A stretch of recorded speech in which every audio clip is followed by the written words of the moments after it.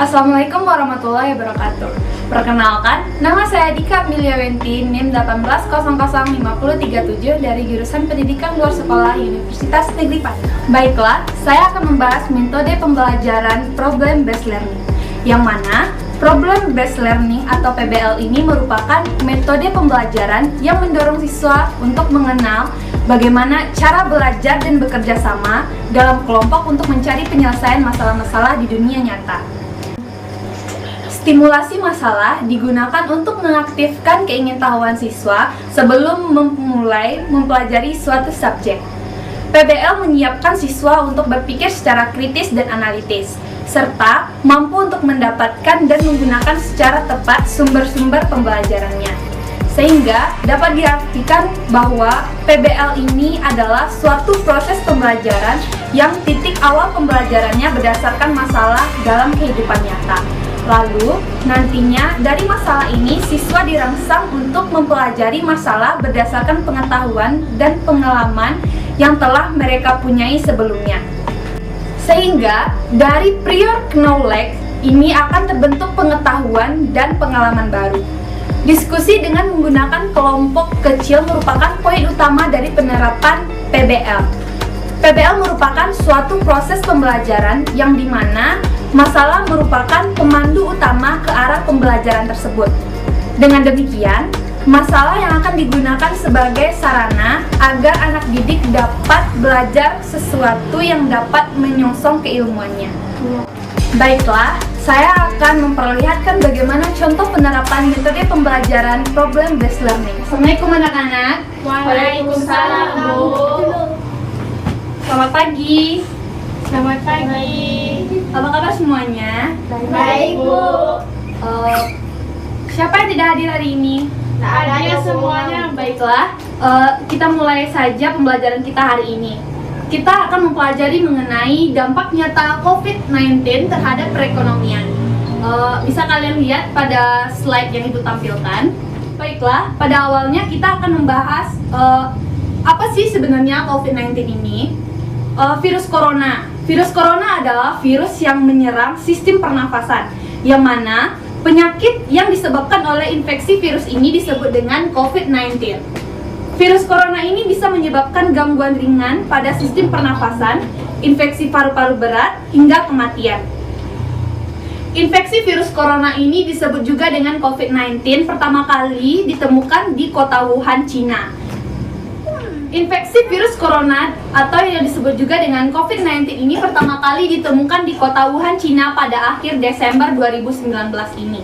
Virus ini menular dengan sangat cepat dan telah menyebar ke hampir ke semua negara termasuk Indonesia. Hal tersebut membuat beberapa negara menerapkan beberapa kebijakan.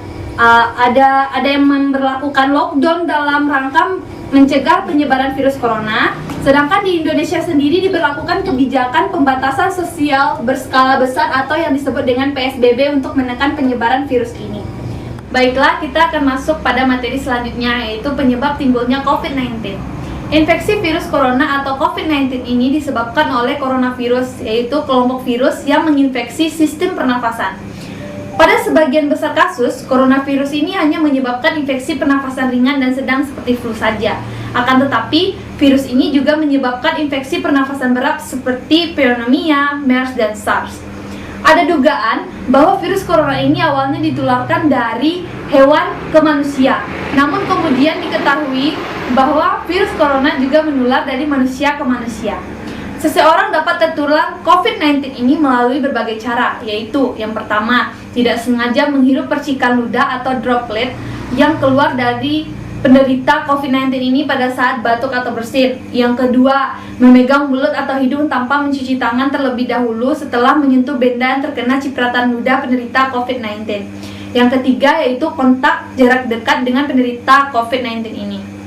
Virus corona dapat menginfeksi siapa saja, tetapi efeknya akan lebih berbahaya, bahkan fatal, bila terjadi pada orang lanjut usia, ibu hamil, orang yang memiliki penyakit tertentu, perokok, atau orang yang daya tahan tubuhnya lemah, misalnya pada penderita kanker. Karena mudah menular, virus corona juga berisiko tinggi menginfeksi para tenaga medis yang merawat pasien COVID-19. Oleh karena itu, para tenaga medis Dan orang-orang yang memiliki kontak dengan pasien COVID-19 perlu menggunakan alat perlindung diri atau yang disebut dengan APD. Agar dapat terhindar dari COVID-19 ini, kita dapat melakukan hal berikut. Pertama, menggunakan masker,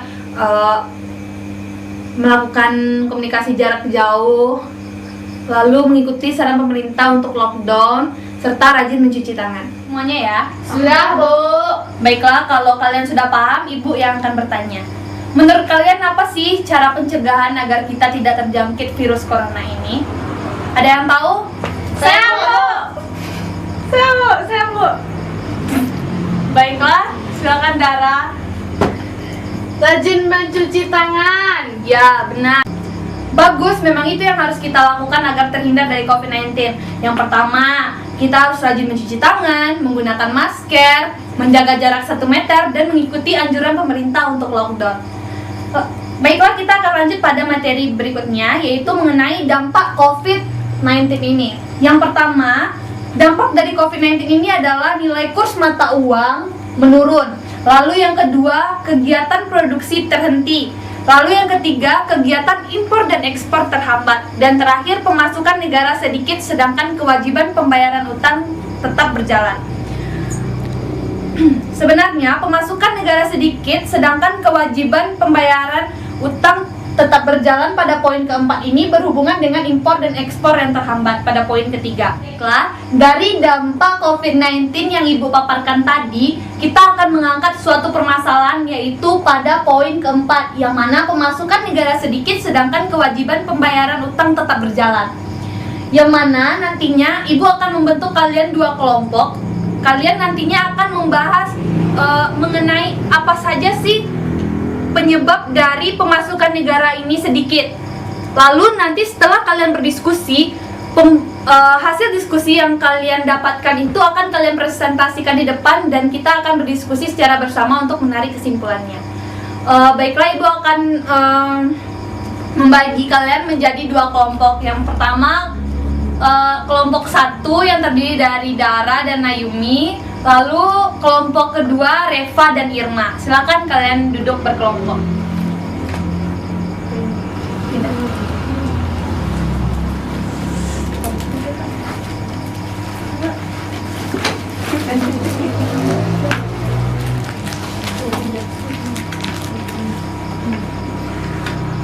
Ibu akan memberi kalian waktu beberapa menit untuk membahas mengenai penyebab dari pemasukan negara sedikit ini ya.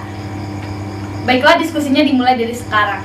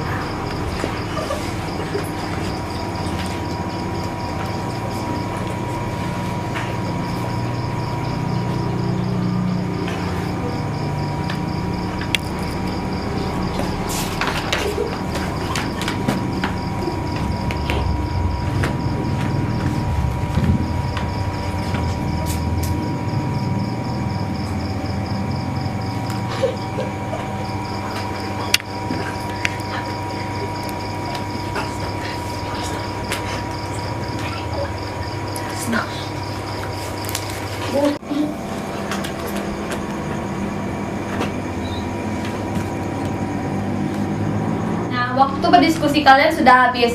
Apakah kalian sudah mendapatkan hasil dari pembahasan kalian? Sudah, Bu. Sekarang kelompok siapa dulu yang ingin mempresentasikan hasil diskusinya? Saya, Bu.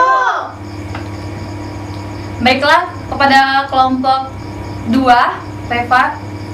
Antara Reva dan Irma, siapa yang ingin mempresentasikan ke depan? Baiklah, Reva silahkan. Baiklah, saya Reva Novila akan menyampaikan hasil diskusi kami mengenai penyebab pendapatan negara menurun. Dari sisi penerimaan perpajakan turun akibat kondisi ekonomi melemah. Dukungan intensif pajak dan penurunan tarif PPM, PNBP turun dampak jatuhnya harga komoditas. Baiklah, sekian hasil diskusi kami. Atas perhatian kami sudah ucapkan terima kasih. Assalamualaikum warahmatullahi wabarakatuh. Waalaikumsalam warahmatullahi wabarakatuh. Baiklah, terima kasih kepada kelompok 2. Selanjutnya kelompok 1, siapa yang ingin mempresentasikan? Silakan Dara.